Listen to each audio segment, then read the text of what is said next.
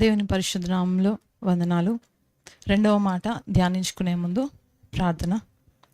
పరిశుద్ధుడా, కృపగలిగిన రాజా, నా తండ్రి ప్రభా, అయ్యా ఈ యొక్క నా తండ్రి శ్రేష్టమైన నా తండ్రి శుక్రవారం దినమున నా తండ్రి అయ్యా నీ మాటను ధ్యానించుటకు ప్రభా అయ్యా మీ సన్నిధిలో నిలబడుతుంటుండగా పరిశుద్ధుడా నా తండ్రి అయ్యా మాట్లాడేది మేము కాదు కానీ నేను కాదు కానీ పరిశుద్ధాత్మ తండ్రి ప్రభా అయ్యా ప్రభా నా తండ్రి నీ వాక్కును ప్రభా అయ్యా ఈ సమయమును మీరే విడుదల చేయమని వేడుకుంటున్నాం అయ్యా ప్రభా అయ్యా ప్రభా నా తండ్రి వినువారు ప్రభా హృదయంలందరినీ నా తండ్రి ప్రభా హృదయంలను ప్రభా అయ్యా మీరు సిద్ధపరిచి ప్రభా నా తండ్రి అయా నీ వాక్యమే నా తండ్రి ప్రభా మా జీవితాల్లో ప్రభా నా తండ్రి కార్యరూపము దాల్చుటకు కృప దయచేయమని వేడుకుంటూ పరిశుద్ధాత్మ తండ్రి ప్రభా నా ప్రాణాత్మ శరీరంలో నీకే ప్రభా నా తండ్రి అయా మీ స్వాధీనంలో ఉంచుకోమని బ్రతిమలాడుకుంటూ మీకే మహిమ ఘనత ప్రభావములు చెల్లించుకుంటూ ప్రభా అయిన యేసుక్రీస్తు నామంలో అడిగి వేడుకొని ప్రార్థిస్తూ పొందుకుంటున్నాం తండ్రి, ఆమేన్.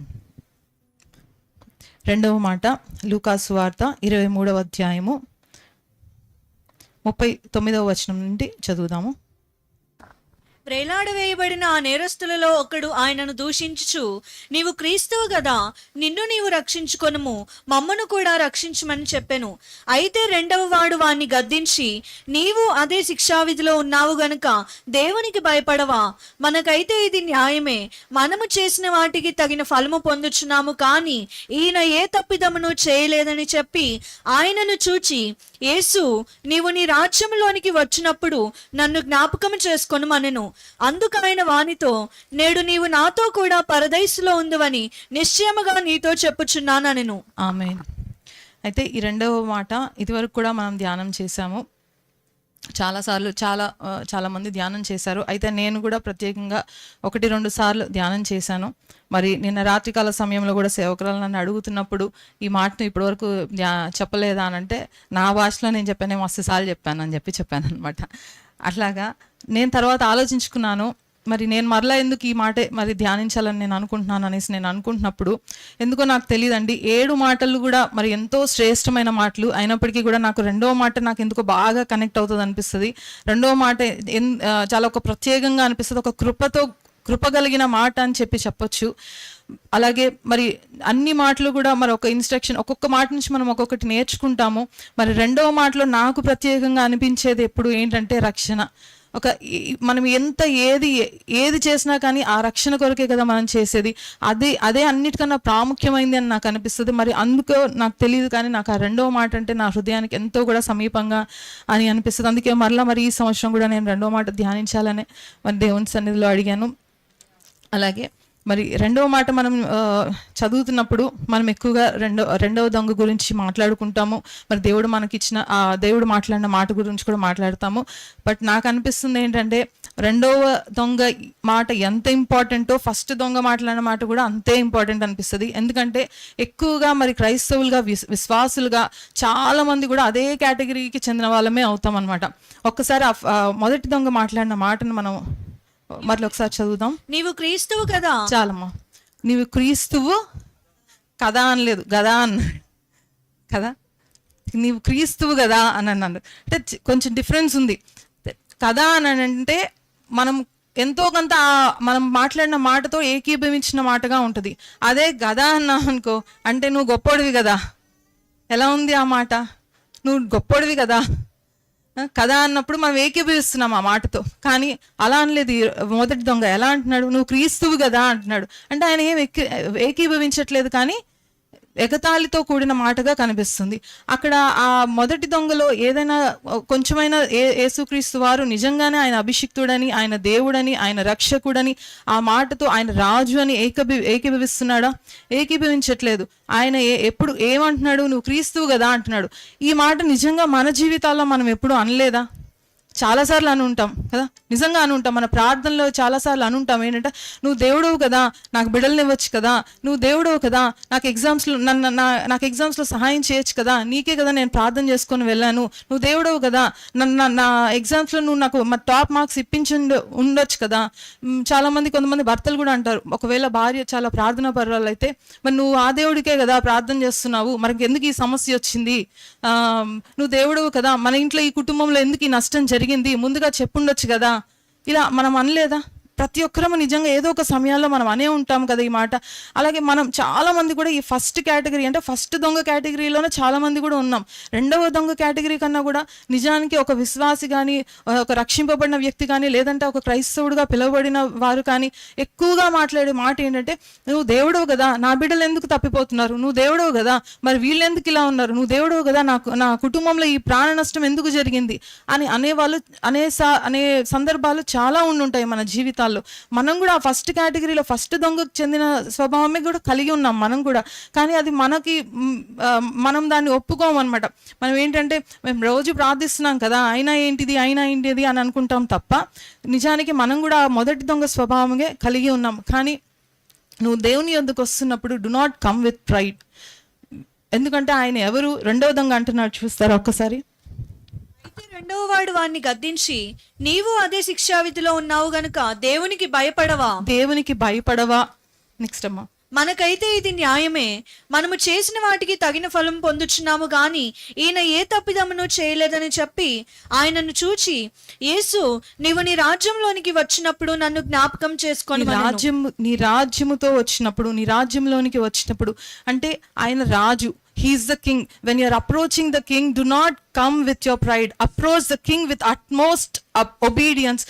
నువ్వు ప్రభు యొద్దకు వస్తున్నప్పుడు, ఆయన రాజు అని నువ్వు గుర్తిస్తున్నప్పుడు, రాజు దగ్గరికి పరిపూర్ణమైన విధేయతతో రావాలి, పరిపూర్ణమైన దీనత్వంతో రావాలి. Do not come with your pride. నీ ఉద్యోగంతో రావద్దు, నీకున్న నువ్వు ఏ స్థితిలో ఉన్నావో ఆ స్థితిలో రావద్దు, నీకున్న డబ్బుతో రావద్దు, నీకున్న ధనంతో రావద్దు. నాతో కూడా చాలా మంది అన్నవాళ్ళు ఉన్నారు ఏంటంటే, మాకంత పెద్ద కష్టాలు ఏం లేవండి, మీరు అంతగానో ఎందుకు ప్రార్థన చేస్తారో మాకు తెలియదు, ఏడ్చుకుంటూ ఎందుకు ప్రార్థన చేస్తారో మాకు తెలియదు, మాకు అంత పెద్ద కష్టాలు ఏం లేదు, మాకు బాగా డబ్బులు ఉన్నాయి, బాగా మేము సెటిల్ అయిపోయాము, మేము వీఆర్ ఆల్ వెల్ సెటిల్డ్ అని చెప్పేసి అంటూ ఉంటారనమాట. Don't come to the king with your pride. నువ్వు ఉన్న స్థానంతో దేవుని దగ్గరికి రావద్దు. నువ్వు ఉన్న స్థితితో పట్టుకొని, నీ ఉద్యోగాన్ని ముందు పెట్టుకొని, లేదంటే నీ డబ్బును ముందు పెట్టుకొని, లేదంటే మనకున్న స్థితిగతులను, మనకున్న బలమును, మన కుటుంబాన్ని ముందు పెట్టుకొని, మనకున్న ధైర్యాన్ని ఏదో ముందు పెట్టుకొని ఆ రాజు యొద్దకు రావద్దు. Because he is the king of Kings. ఆయన రారాజు, ఆయనకు ఒక రాజ్యం ఉంది, and he is going to come soon. కాబట్టి ఆ రాజు యొద్దకు వస్తున్నప్పుడు ఖచ్చితంగా విధేయతతో రావాలి, దీనత్వంతో రావాలి మనం. రెండవ విధంగా అంటున్నాడు, ఏమంటున్నాడు? అయితే రెండవ వాడు వానిని గద్దించి, నీవు అదే శిక్షా విధిలో ఉన్నావు గనుక దేవునికి భయపడవా. మనకైతే ఇది న్యాయమే. ఆయన రెండవ విధంగా ఒప్పుకుంటున్నాడు. ఏమని ఒప్పుకుంటున్నాడు? ఎస్, మనకి ఇది న్యాయం, ఎందుకంటే మనం పాపం చేసిన వారం, మనం తప్పులు చేసిన వారం. సో నువ్వు ఎప్పుడైనా కానీ దేవుని యొద్దకు వస్తున్నప్పుడు, రాజు యొద్దకు వస్తున్నప్పుడు, మొదటిగా ఆయన రాజును గుర్తించు, మొదటిగా ఆయన దేవుడని గుర్తించు, ఆయన యేసుని గుర్తించు. యేసు అంటే రక్షకుడు, ఆయన రక్షకుడు, నీ ఆత్మను, నా ఆత్మను రక్షించే దేవుడని గుర్తించు. ఆ విధేయతో when you're approaching the cross, when you're approaching Jesus, Yesu యొద్దకు వస్తున్నప్పుడు, ఆ కంప్లీట్ విధేయతో వస్తున్నప్పుడు, నా పాపములు క్షమించు ప్రభువా అనే ఒక మనస్సుతో రావాలి. చాలా తప్పులు చేశాము. మనం ఎవ్వరం కూడా మన నీతి క్రియలతో రక్షింపబడలేదు. ఈ రోజున నేను రక్షింపబడ్డాను, మీరు రక్షింపబడ్డారంటే మన క్రియల ద్వారా మనం రక్షింపబడలేదు, కానీ దేవుడిచ్చిన ఒక ఉచితమైన కృపచేత మాత్రమే మనం రక్షింపబడ్డాము. సో ఇప్పటి వరకు రక్షణ లేని బిడలు, యవన బిడలు, మరి సండే స్కూల్ బిడలు ఇంకా చాలా మంది ఉంటున్నారు. ఈ బిడలు ఎవరైతే ఇంకా దేవుని రక్తంలో కడగబడలేదో వారందరూ కూడా దేవుని సన్నిధికి ఎలా రావాలి మనము అని అంటే, నేను పాపినని ఒప్పుకోవాలి. ముందుగా నేను తప్పులు చేశాను ప్రభువా, అంటే ఎలాంటి తప్పులు? నేను చూడకూడనివి చూశాను, మాట్లాడకూడనివి కూడా నేను మాట్లాడాను, వెళ్ళకూడని చోట్లకు నేను వెళ్ళాను, తిరిగాను, తాగాను, నేను చేయాల్సినవన్నీ చేశాను. Just confront. మనం ఏమేమైతే చేసామో అవన్నీ కన్ఫ్రంట్ చేయాలి. ఎందుకంటే రెండవ విధంగా కన్ఫ్రంట్ చేశాడు, రెండవ విధంగా ఒప్పుకున్నాడు. మనకి ఒక్కొక్కసారి మన ప్రార్థనలకు జవాబు నిజంగా ఎందుకు రాదు అంటే, ఆ మొదటి దొంగ స్వభావం మనం కూడా కలిగి ఉన్నాం.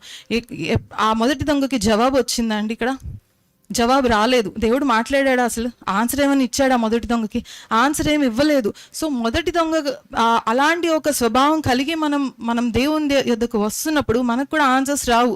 నువ్వు గొప్పోడివి కదా, నువ్వు దేవుడు కదా, నువ్వు ఇది చేయదు. No, it will never be answered. అసలు అది ఎప్పుడు కూడా అలా జరగదు. అది నేను చెప్పట్లేదు, ఇక్కడ మనకు కనబడుతుంది. మొదటి దొంగ he was never answered, his prayer was never answered. అక్కడ మొదటి దొంగకి ఎప్పుడు కూడా జవాబు రాని ప్రార్థన అది. కాబట్టి అలాంటి ఒక స్వభావం మనం కూడా కలిగి ఉన్నాము ఇప్పటి వరకు. మరి అది తీసేసుకుందాము. మన ప్రార్థనలు ఎప్పుడు కూడా జవాబు పొందే ప్రార్థనలుగానే ఉండాలి. కాబట్టి రెండవ దొంగ వలె మనం కూడా, ప్రభా నేను ఈ తప్పు చేశాను, నేమ్ ఇట్ 1 by 1, ఒక్కొక్కటి తప్పులన్నీ కూడా ఒక్కొక్కటి. ఇది మరి పెద్దవారికి మాత్రమే ఈ సెలవు ధ్యానాలని కాదు, కానీ సండే స్కూల్ బిడ్డలు ఉంటున్నారు, యవన బిడ్డలు ఉంటున్నారు, ప్రతి ఒక్కరు కూడా ఒక్కొక్క నేమ్ యువర్ సిన్స్ 1 by 1, ఒక్కొక్కటి కూడా మన ప్రతి పాపము కూడా దేవుని దగ్గర నోటితో ఒప్పుకుంటున్నప్పుడు, ఇది నేను చేశాను, నేను ఇది చూశాను ప్రభా, అలా రెండవ విధంగా అలాగే చెప్తున్నాడు కదా. మనం కూడా అలా చెప్పినప్పుడు మొదటిగా ఆయన యేసు అని గుర్తించాడు, దాని తర్వాత ఆయన పాపంను ఒప్పుకుంటున్నాడు, మనకి ఇది తగినది అని చెప్పి పాపంను ఒప్పుకుంటున్నాడు. ఒప్పుకున్న తర్వాత ఆయన ఏం చెప్తున్నాడు, నీవు నీ రాజ్యంలోనికి వచ్చినప్పుడు నన్ను జ్ఞాపకం చేసుకోను అని చెప్పేసి చెప్తున్నాడు. అలాగే అంటే ఆయన యేసుక్రీస్తు వారు రాజు అని తెలుసు, ఆయనకు ఒక రాజ్యం ఉందని తెలుసు, ఆయన వస్తున్నాడు అని చెప్పి నమ్మాడు రెండవ దొంగ. ఆ రీతిగా మనం కూడా నమ్మాలి ఖచ్చితంగా. నమ్మినప్పుడే మనం ఒక రక్షణ కార్యం చూస్తాము. ఇప్పుడు ఎలా నమ్మాలి అని అంటే, మనం ఒక స్టూడెంట్ ఎగ్జాంపుల్, ఒక స్టూడెంట్ మంచి స్టూడెంట్ అని ఎలా చెప్పగలుగుతాము? మనం ఒక స్టూడెంట్ మంచి స్టూడెంట్ అని చెప్పేసి ఎలా చెప్పగలుగుతాము? మంచి మార్క్స్ వస్తే కనుక ఆయన మంచి స్టూడెంట్ అని చెప్పి మనం చెప్పగలుగుతాం. అలాగే ఒక సైంటిస్ట్, ఆయన చాలా ఇంటెలిజెంట్గా ఉంటున్న సైంటిస్ట్ అని చెప్పేసి ఎలా చెప్పగలుగుతున్నాం? అతను కనిపెట్టిన వస్తువుని బట్టి ఆయన చాలా ఇంటెలిజెంట్ అని చెప్పి చెప్తున్నాము. అలాగే ఇవాళ నువ్వు నేను నిర్మింపబడిన రీతి చూసినప్పుడు భయమును ఆశ్చర్యమును నాకు కలుగుచున్నదని వాక్యం సెలవిస్తుంది.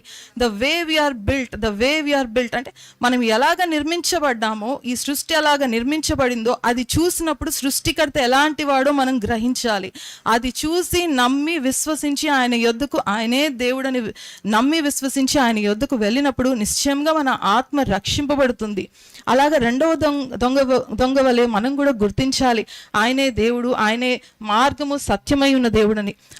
అలాగే ఎప్పుడైతే కన్ఫ్రంట్ చేశాడో రెండవ దొంగ 42వ అధ్యాయంలో, ఆయనను చూచి యేసు, నీవు నీ రాజ్యంలోనికి వచ్చినప్పుడు నన్ను జ్ఞాపకం చేసుకొనమనెను.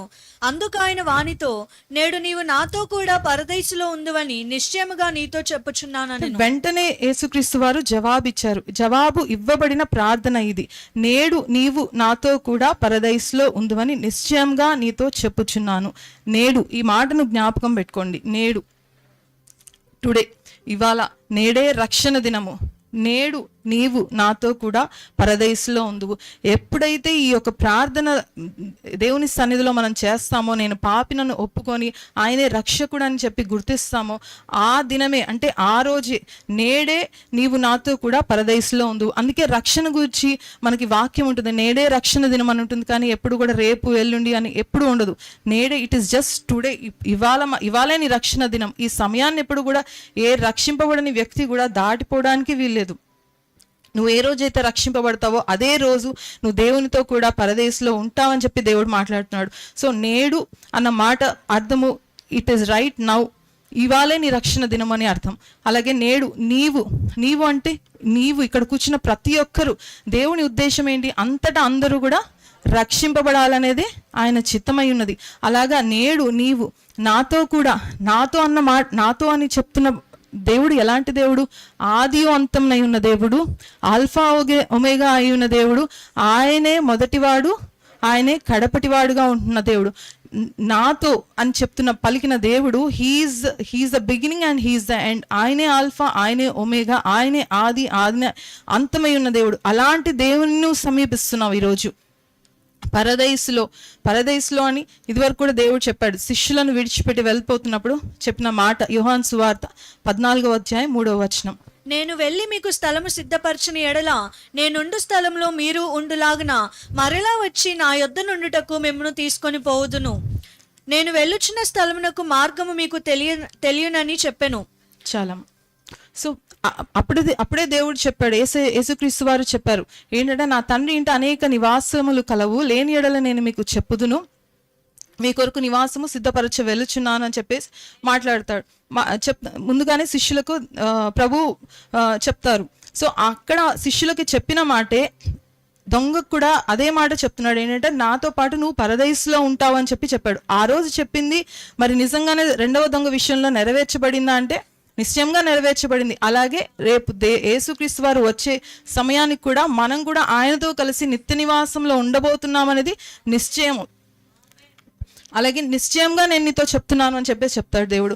అంటే దేవుడు చెప్పిన ఏ మాట కూడా నిరర్ధకము కానేరదు. భూమి ఆకాశములు గతించినా ఆయన మాట గతించదు.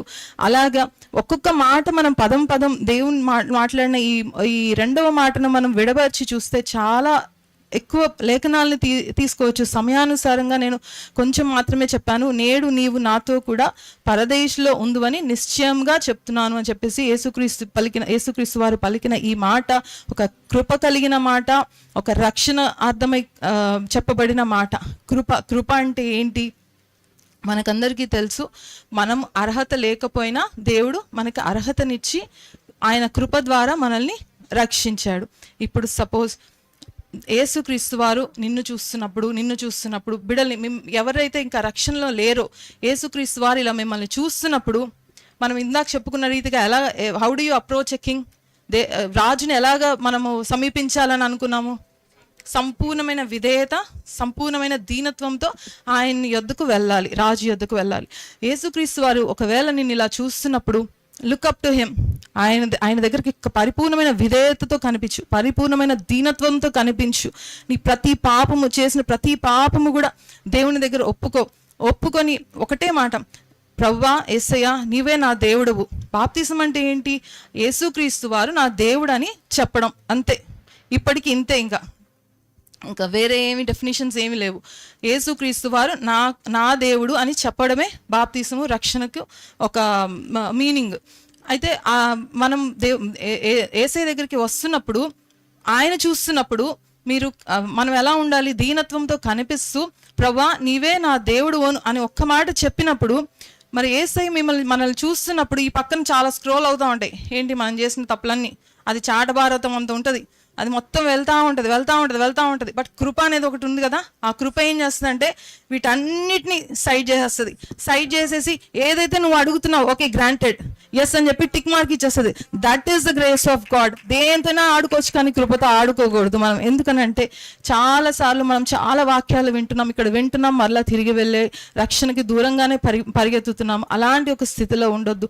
అప్పుడు హృదయం కఠినమైపోతుంది. దానికి ఉదాహరణ ఏంటంటే ఇశ్రాయేలు ప్రజలు చూసినంత అద్భుతాలు ఎవ్వరూ కూడా చూడలేదు.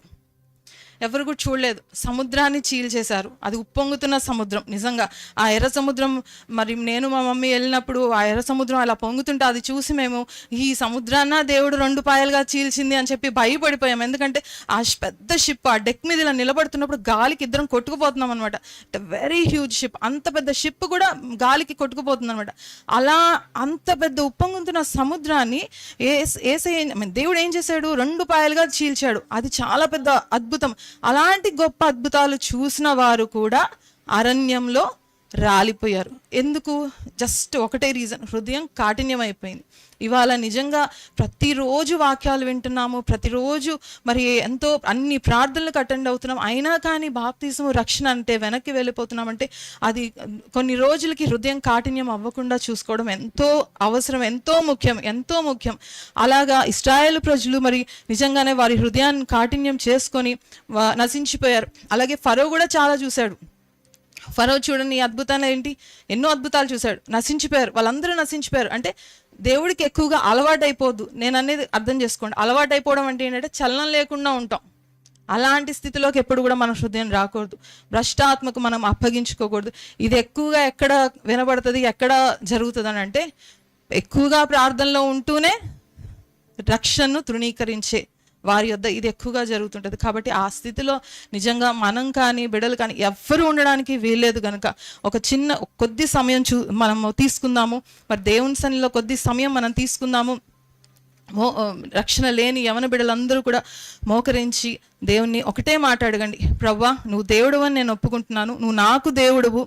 ఇవాళ నా పాపములన్నీ కూడా నీ సన్నిధిలో పేరు పేరున ఒక్కొక్కటి చెప్తున్నాను. వీటన్నిటిని వద్దు ప్రభా, నీ కృప ద్వారా నన్ను రక్షించు చాలు, నేను నీ సన్నిధిలో నిత్యము కూడా నిలిచి ఉండాలని నేను ఆశపడుతున్నాను. ఒక చిన్న ప్రార్థన చేద్దామా?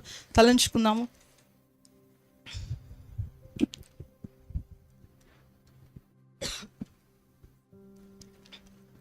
ముఖ్యంగా యవ్వన బిడ్డలు, మరి రక్షణ లేకుండా ఉన్న బిడ్డలు దయచేసి ఈ సమయాన్ని దాటిపోవద్దు. ఎందుకనంటే కృప ద్వారా, ఆ కృప కృప ఎంతటిదంటే నీ కొరకు నా కొరకు సిలువకెక్కిన కృప, నా పాపములను పక్కకు పెట్టి మనకి ఉచితంగా రక్షణను, మన ఆత్మ మనము నరకంలో అగ్నిలో కాలిపోకుండా మరి ఉచితంగా మన క్రియల్ని బట్టి కాక కేవలం ఆయన ఏమై ఉన్నాడో అందును బట్టి మాత్రమే మనకి రక్షణ ఇచ్చింది కృప. అట్టి కృప కొరకు ఈ దినమున మరి ప్రతి రక్షింపబడని బిడ దేవుని సన్నిధిలో ఒక్క మాట చెప్పగలిగితే ఈ సమయాన్ని దయచేసి దాటిపోవద్దు. ఎందుకనంటే సమయాన్ని దాటిపోయిన తర్వాత మరలా కృప కొరకు వేడుకుంటే మరి ఏశావు కన్నీళ్లు కార్చినా కానీ ఆ కృప మరలా దొరకలేదు. అలాంటి స్థితిలో ఎవ్వరూ ఉండడానికి వీల్లేదు. ఒక చిన్న మాట మీ హృదయాల్లో, ఒక చిన్న మాట, యేసయ్యా నీవు దేవుడవని నేను అంగీకరిస్తున్నాను, నాకు దేవుడవని నేను అంగీకరిస్తున్నానయ్యా, నన్ను రక్షించు, నా ఆత్మను రక్షించను. ఒక చిన్న 2 మాటలు బిడ్డలు ప్రతి ఒక్కరు కూడా చెప్పగలరా? కొద్ది సమయం తీసుకోండి, 2 మాటలు. యేసయ్యా నీవు దేవుడవు, నీవు నా రక్షకుడవు, నా ఆత్మను నీకు అప్పగిస్తున్నాను. దేవుడు మీకు సహాయం చేస్తాడు, దేవుడే మనకి సహాయం చేస్తాడు. మన ప్రతి పాపంలో శోధన నుండి బయటికి ఎలా పడవేయాలో ఆయనకి తెలుసు. ఎందుకంటే ఆయన మన నిర్మాణకుడై ఉన్నాడు, మనము జిగట మన్ను అయి ఉన్నాము, ఆయన చేతి పనివారమై ఉన్నాము. కనుక ఖచ్చితంగా ఆయన సహాయం అడుగుతున్నప్పుడు మన వల్ల, నీ వల్ల, నా వల్ల కాదు పాపం నుండి బయటపడడం, నీ వల్ల నా వల్ల కాదు మనం ఉన్న స్థితి నుండి బయటపడడం. కానీ ఆ రక్షకుని వద్దకు వచ్చి తండ్రి అని పిలిచినప్పుడు, యేసు అని పిలిచినప్పుడు, రక్షకుడా అని పిలిచినప్పుడు నిశ్చయంగా ఆయన కృపాహస్తము, కనికరము కలిగిన హస్తము నిన్ను నన్ను ఆ నరకపు ఊబి నుండి నిశ్చయంగా బయటికి పారవేయగలదు అని నమ్మి విశ్వసించి అడుగుదాము. ఒక్క సమయం తీసుకోండి, ఒకటే మాట, యేసయ్యా నీవు నా దేవుడు అని నేను అంగీకరిస్తున్నాను, నన్ను నీ బిడగా నీ రక్తంలో కడిగి శుద్ధీకరించు అని ఒక చిన్న మాట పలికితే ఈ సమయాన్ని దాటిపోకుండా దయచేసి చిన్న ప్రార్థన దేవుని సన్నిధిలో చెప్పాలని నేను కోరుకుంటున్నాను. స్తోత్రం తండ్రి, స్తోత్రం అయ్యా, స్తోత్రం స్తోత్రం స్తోత్రం స్తోత్రం తండ్రి ప్రభా, పరిశుద్ధుడా నా తండ్రి ప్రభా, అయ్యా ప్రభా నా తండ్రి, అయ్యా ప్రభా నా తండ్రి ప్రభా, మేము ఎంత ప్రభా మా జీవిత కాలం అంతయు కూడా నా తండ్రి ప్రభా ఏ పనుల భారంలో మేము ఉన్నప్పటికీ కూడా ప్రభా, ఏ ప్రభా నా తండ్రి ప్రభా విషయాల గురించి మేము ఆలోచించినా మాకు అవసరమైనది ఒకటే నా తండ్రి ప్రభా, అదే రక్షణ ప్రభా నా తండ్రి, అదే మీ రక్తంలో కడగబడడం అయ్యా నా తండ్రి ప్రభా. ఈ దినమున మేము అడుగుతున్నామయ్యా, సంఘముగా అడుగుతున్నామయ్యా, రక్షణ లేని బిడల కొరకు ప్రభా, యవ్వన బిడల కొరకు అడుగుతున్నామయ్యా ప్రభా, నీ రక్తంలో కడగబడని బిడల కొరకు అడుగుతున్నామయ్యా ప్రభా. అయా సిలువ ప్రవాహంలో ప్రభా, సిలువలో ప్రభా నీవు కాచిన అయా ప్రభా రక్తపు ప్రవాహంలో నా తండ్రి ప్రభా, అయా ప్రభా ప్రతి బిడ కూడా కడగబడాలని వేడుకుంటున్నాం తండ్రి. ఈ సమయము దాటిపోకుండా ప్రతి బిడని మీరు దర్శించండి అయ్యా, ప్రతి ఒక్క బిడ కొరకు పేరు పేరున మీ సన్నిధిలో వేడుకుంటున్నాం తండ్రి ప్రభా. నిశ్చయంగా నీవే దేవుడవని ప్రభా, నీవు నీ రాజ్యంతో రాబోయే సమయంలోనికి మేము వచ్చామని నా తండ్రి ప్రభా. అయ్యా ప్రతి హృదయము కూడా ప్రభా నా తండ్రి కదిలించబట్టుకు కృప దయచేయమని వేడుకుంటున్నాం అయ్యా. అయ్యా నీ వాక్కు జీవము కలిగినదయ్యా, జీవమునిస్తుందయ్యా ప్రభా నా తండ్రి. అయ్యా నీ జీవ వాక్కును నా తండ్రి ప్రభా బిడల హృదయాల్లో ప్రభా నా తండ్రి వేరు తన్ని ఫలించుటకు కృప దయచేయమని వేడుకుంటున్నాం తండ్రి ప్రభా. అయ్యా నీవు వారి కొరకు నా తండ్రి, నా కొరకు, మా కొరకు ప్రభా చేసిన త్యాగం ఎట్టిదో ప్రభా నా తండ్రి, ఎంత ఘనమైనదో ప్రభా నా తండ్రి. అయ్యా బిడలు రుచి చూచి ఎరుగుటకు కృప దయచేయమని వేడుకుంటున్నాం తండ్రి ప్రభా.